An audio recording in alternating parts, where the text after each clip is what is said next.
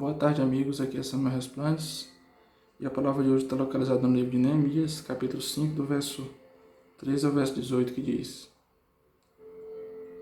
Também o meu regaço sacudi e disse assim: Sacuda Deus a todo homem da sua casa e do seu trabalho, que não cumprir esta palavra, e assim seja sacudido e vazio. E toda a congregação disse: Amém. E louvaram o Senhor, e o povo fez conforme esta palavra. Também desde o dia que fui nomeado seu governador na terra de Judá, desde o ano 20 até o ano 32 do rei Artaxerxes, 12 anos, nem eu nem meus irmãos comemos o pão do governador. Mas os primeiros governadores que foram antes de mim oprimiram o povo e tomaram-lhe pão e vinho. Além disso, 40 ciclos de prata, ainda também aos seus moços, dominavam sobre o povo. Porém, eu assim não fiz por causa do temor de Deus. Antes também na obra deste muro fiz reparação, e terra nenhuma compramos, e todos os meus moços se juntaram ali para a obra. Também 150 homens dos judeus e dos magistrados, e dos que vinham a nós dentre os agentes que estão à roda de nós, se punham à minha mesa. E o que se pregava para cada dia era um boi, o que se preparava para cada dia era um boi e 6 ovelhas escolhidas. Também aves se preparavam, e de 10 em 10 dias de todo o vinho muitíssimo, e nem por isso exigiu o pão do governador, porquanto a servidão deste povo era grande. Lembra-te de mim para o bem, ó meu Deus, e de tudo quanto eu fiz a este povo. Essa palavra aqui foi a palavra de Neemias em relação ao povo, à inconformidade do povo pobre da região de Judá para com os ricos daquela época. E Neemias repreende os ricos pelo fato destes não reconhecer o trabalho e os esforços do povo e não abrir sequer pelo menos uma exceção de fazer com que a classe pobre daquela época experimentasse do que o rei se alimentava.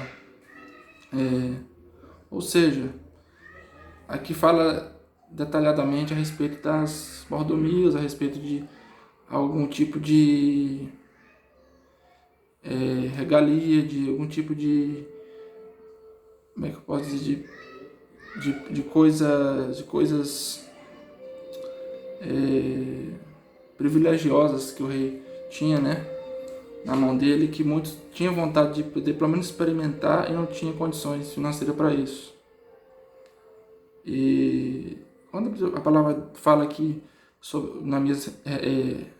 indica sobre o pão do governador, não é necessariamente, aqui não quer dizer que necessariamente seja o pão em si, aquele pão de forma, o pão de padaria, não quer dizer que seja necessariamente um pão, mas quem sabe poderia ser um peixe, poderia ser algum tipo de comida exótica, que naquela época as pessoas, nem todo mundo tinha acesso, né?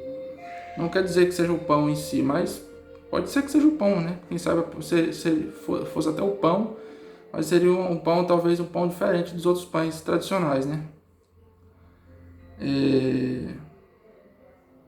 Além disso, muita gente daquela época, como diz a palavra, muitas pessoas daquela época tinham desejo, né, de poder mudar de posição financeira, poder sair da mesma classe, né, uma classe pobre. Então, um povo que lutava, que batalhava, que na minha opinião, hoje em dia, tem aquele ditado que diz assim: quem trabalha muito ganha pouco, quem trabalha pouco ganha muito. Mas isso é muito contraditório. Claro que tem serviços que são de uma mão de obra fácil, né? Digamos assim, mas não é porque, por exemplo, não é porque a pessoa limpa chão, e ela quer dizer que ela é menos importante de quem trabalha, de quem do que um funcionário público, de quem trabalha mexendo com finanças, quem trabalha mexendo com banco, quem trabalha mexendo em área de assessoria jurídica, seja lá quem for. O que vale aqui é o esforço. Muita gente não dá valor a isso, né?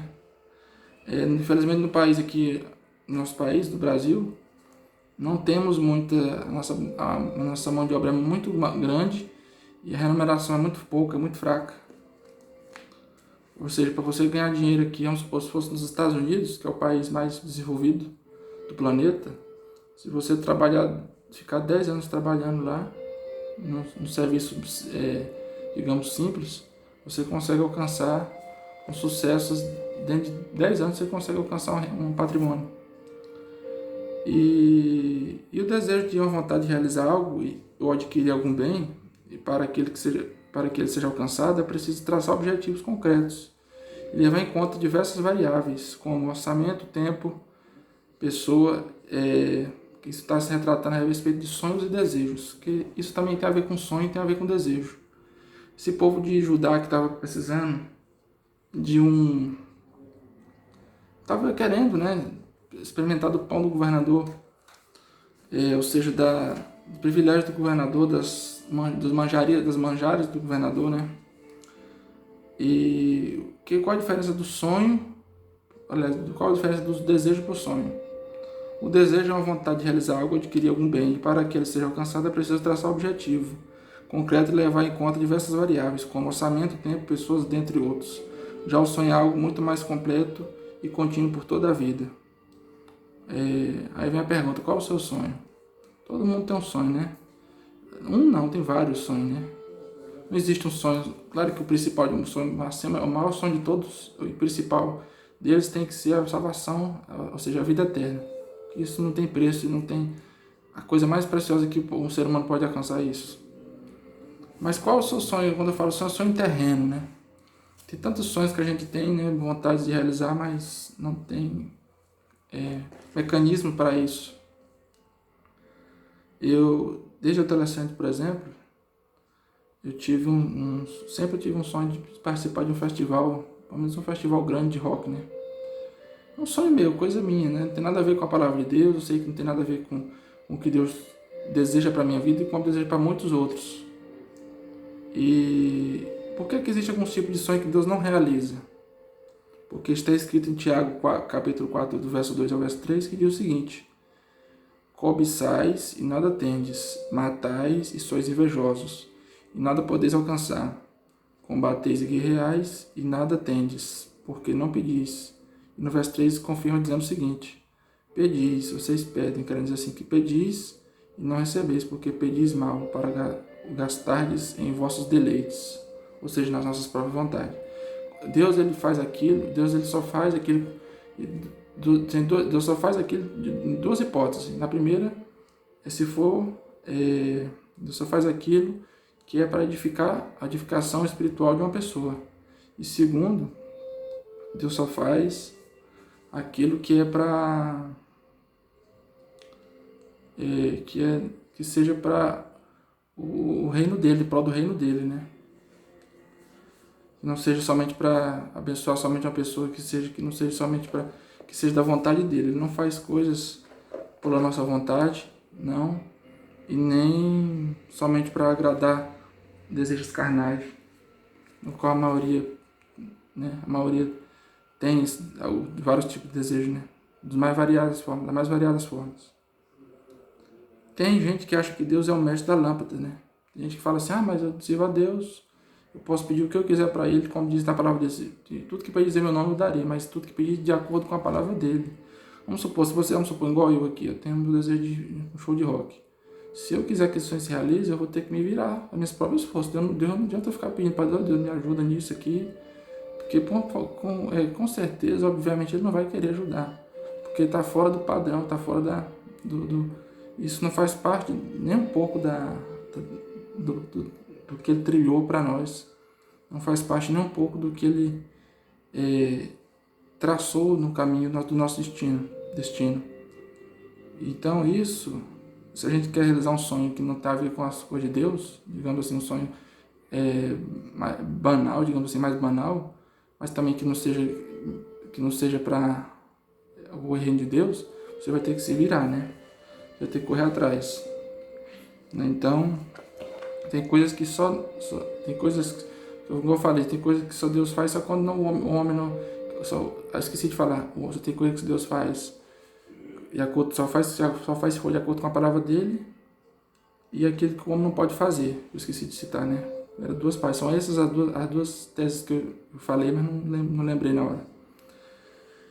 E Deus diz aqui, e tem gente que acha que Deus é assim, dessa forma, né? Igual o mestre da lâmpada, mas a gente tem que reconhecer que a vontade de Deus ela é diferente da nossa. E também Deus diz em Isaías capítulo 1, verso 19, que diz assim: se quiserdes me ouvirdes, comereis o melhor dessa terra. Só que tem um detalhe, tipos de sonho que Deus não pode realizar na sua vida, mas se você realmente quer isso, você terá que correr atrás, né? Então é dessa maneira. Deus fala que você comerás o melhor da terra, né? Em Isaías capítulo 1, verso 19. Mas para isso acontecer, você tem necessariamente que trilhar os caminhos que Deus destinou a você trilhar. Claro que vez ou outra alguém pode haver um momento na nossa vida que nós desfrutamos de algo que não é da vontade de Deus, como assistir um show, ou quem sabe tem várias formas, né? Quem sabe você tem gente que fala assim, por exemplo, tem muita gente que é evangélico que toca e é cantor mundano, secular. Aí tem aquela questão que as pessoas não entendem. Vou dar um exemplo aqui, vou dar alguns exemplos de cantores brasileiros que cantam música secular e são declarados evangélicos. Por exemplo, aquele César Menotti Fabiano,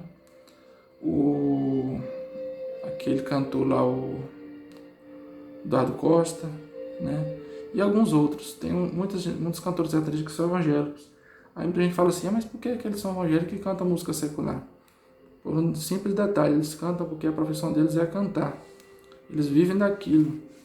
Então, tem coisas que Deus não é da vontade de Deus, mas Deus permite que aconteça porque às vezes a pessoa é um sonho da pessoa, é o ganha-pão dela. Né? Então Deus não vai interferir, mas tem coisas que não adianta a gente pedir a Deus porque que não seja da vontade dele, e Deus não faz não é porque ele não está ao alcance dele, é porque não é da vontade dele, né?